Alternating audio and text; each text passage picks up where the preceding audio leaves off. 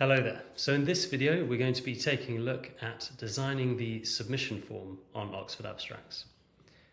So to do this, we just go into the Abstract Management section, Submissions, and then Form and Setup.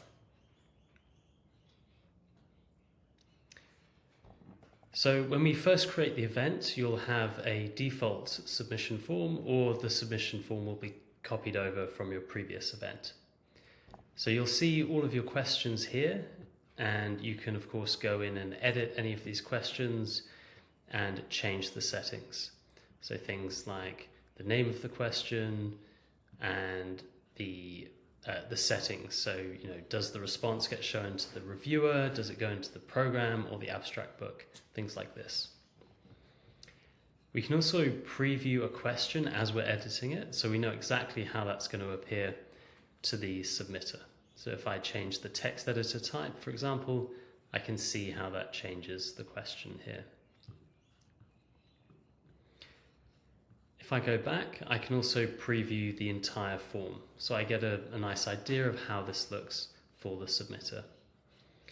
So we'll see things like our branding, banner images, and then all of the questions laid out here.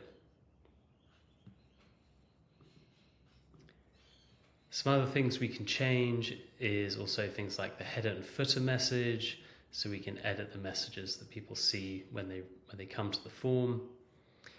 You've also got things like submission fees and IEEE copyright. If we go back to the form as well, we can see that we can add questions. You are not restricted as to the number of questions you can have on the form.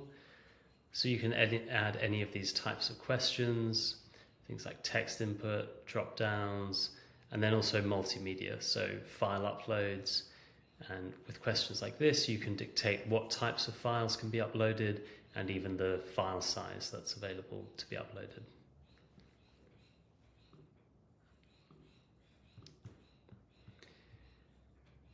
You can also see as well, we can do things like dependency questions, so you can set up a parent dependency question, and depending on the response that's given, we can then either show or hide different questions after that.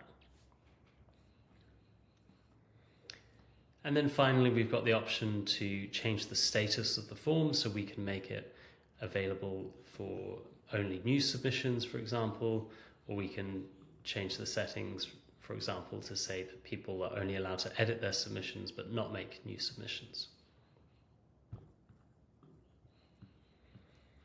Okay, so that's just been a quick summary of how we can design and edit the submission form. Thanks for watching.